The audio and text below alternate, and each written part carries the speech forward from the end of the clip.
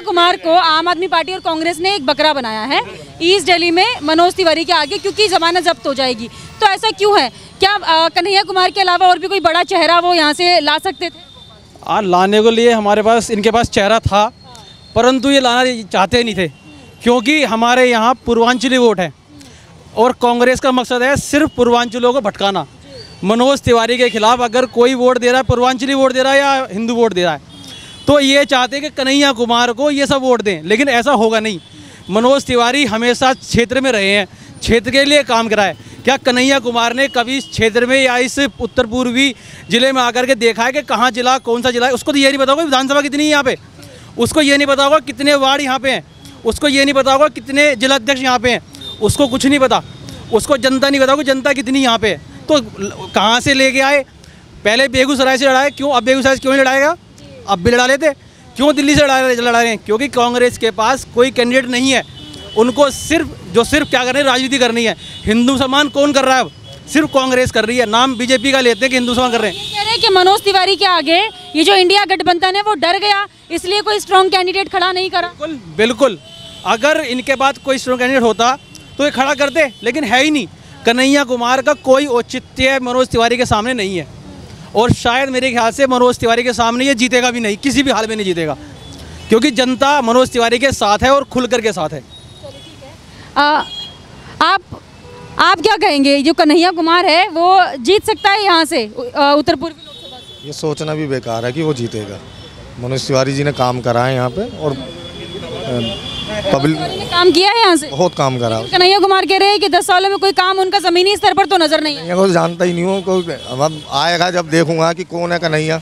जब जिसके बारे में जानता ही नहीं हूँ, अब इन्होंने पता नहीं कहाँ से लाके किसको खड़ा कर दिया। जिसके बारे में परिचय हो तो उसका बताया जाए कि हाँ आदमी कैसा है कैसा नहीं है। बल्कि यहीं सुनने में आया लोगों से कि उसके तो JNU में भी नारे लगाए उनने, टुकड़े टुकड़े गैंग के। तो इस तरह के आदमी को तो हम खड़ा भी नहीं होने देंगे अपने साथ में, ठीक है ना। वोट देने की तो बहुत बड़ी बात रही इसको। तो मनोज तिवारी को जानते हैं, वो आते हैं यहाँ पर लोकसभा क्षेत्र, काम करा है उन्होंने, खूब जानते हैं उन्हें हम। और जो इस बात को कह रहा है कि मनोज तिवारी को हमने यहाँ देखा नहीं है, आता नहीं है, हमें तो कभी भी देखते हैं, कभी भी मिल जाते हैं। हमें तो आम आदमी की तरह घूमते हैं यहाँ पे। हाँ, आम आदमी की तरह घूमते हैं, कोई ऐसा है ही नहीं। कभी भी कोई विषय होता है, कोई भी बुला लेता, आ जाते हैं। हाँ, ऐसा कुछ नहीं है। जनता के बीच जाकर उनका निवारण करते हैं, उनकी मुश्किलों। बिल्कुल करते हैं। यहाँ कोई समस्या ही नहीं है। यहाँ कोई समस्या, जिनको समस्या है वो आप पता है वो विरोधी हैं, और कौन विरोधी है ये भी पता है आपको, कहने का वही नहीं है। चलिए ठीक है, चलिए आप पहले मैं इनसे पूछती हूँ, आप युवा हैं, पहली बार वोट करेंगे क्या? नहीं, मेरा ये तीसरी बार होगा वोट। तीसरी बार होगा? अच्छा चलिए ठीक है। फिर भी आप भी युवा हैं, कन्हैया कुमार भी युवा हैं, युवा नेता हैं, काफ़ी पढ़े लिखे हैं, तो कन्हैया कुमार को आप चुनेंगे क्या अपने नेता के तौर पर? यदि आप उन्हें पढ़ा लिखा कहेंगे तो बाकी पढ़े लिखों की इसमें बेइज्जती समझी जाएगी।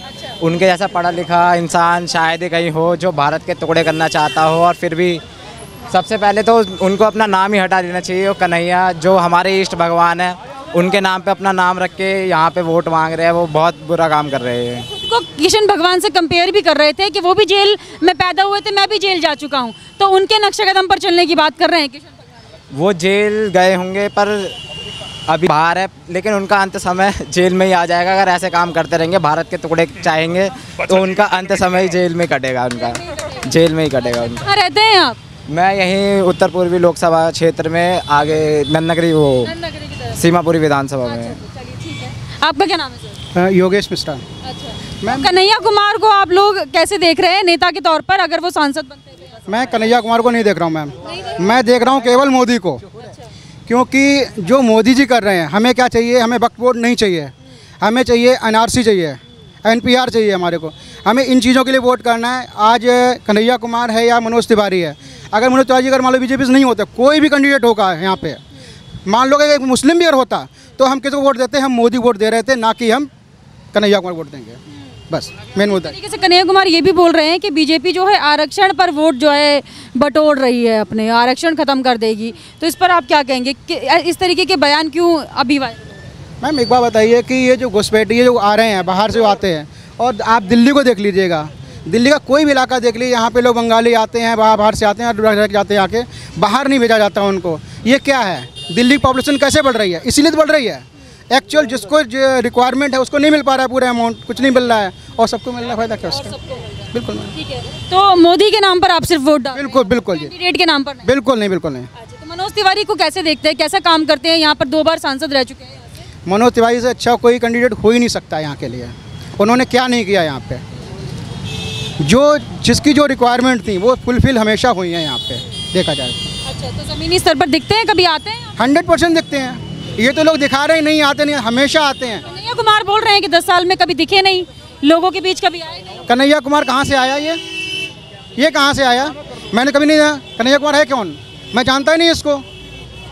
ये कौन है कन्हैया कुमार? वही ना टुकड़े टुकड़े गैंग वाला, जो हिंदू मुझे दंगे हुए थे यहाँ पे, वही वाला कन्हैया कुमार है ना, कि हिंदुस्तान तो बड़े टुकड़े टुकड़े होंगे, वही तो है ये कन्हैया कुमार। ऐसे आदमी क्या फ़ायदा?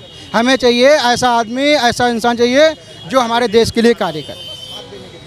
ठीक है, क्या चाहिए कन्हैया कुमार को? आज़ादी। किससे आज़ादी मांग रहे हैं? वो अपने आप से आज़ादी मांग रहा है, वो कांग्रेस से आज़ादी मांग रहा है। वो इस देश को आज़ाद कराना चाहता है। उसकी निगाह में आज गुलाम है देश ये। हाँ, चलिए, हम तो नहीं है गुलाम। आपका क्या नाम है? मेरा नाम पूनम गुप्ता। अच्छा, पूनम। पूनम जी, आपके क्षेत्र से आप किसको देख रही हैं सांसद बनते हुए, मनोज तिवारी की कन्हैया कुमार? मैं तो इनको देख रही हूँ, मोदी जी को। हाँ जी। अच्छा, तो मोदी जी के नाम पे वोट देंगे? हाँ। कन्हैया कुमार को जानती हैं? कन्हैया कुमार कौन है? मैं नहीं जानती। मैं तो ये जानती हूँ मोदी जी। देखो जी, मोदी जी बहुत है, राम मंदिर ले आए, कृष्ण मंदिर और ले आए। बस हमारे लिए तो यही है। भगवान शक्ति देव है, भगवान शक्ति देव है, सबके लिए शक्ति देव है। इसमें हिंदू भी हैं, मुसलमान भी हैं, है एक ही है ना, एक ही तो बस है तो एक ही वही। पर हम तो यहाँ कहते हैं मोदी जी आजा में। और देखो सरकारी हॉस्पिटल में मैंने ऑपरेशन कराया, मेरा 1.5 लाख रुपया बचा है। उन्होंने ही कौन से अस्पताल में कराया? जीटीबी में।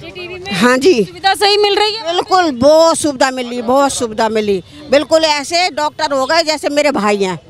हाँ, कोई बात की परेशानी नहीं है, इसलिए मैं तो मोदी जी को कहती हूँ। अच्छा, तो मतलब मोदी जी सुविधाएं दे रहे हैं? दे रहे हैं, खूब दे रहे हैं, खूब दे रहे हैं। अच्छा, स्कूली बच्चे भी हैं, क्या नाम है आपका? राशि। राशि कितने साल की हैं? वोट देती हैं या नहीं देती?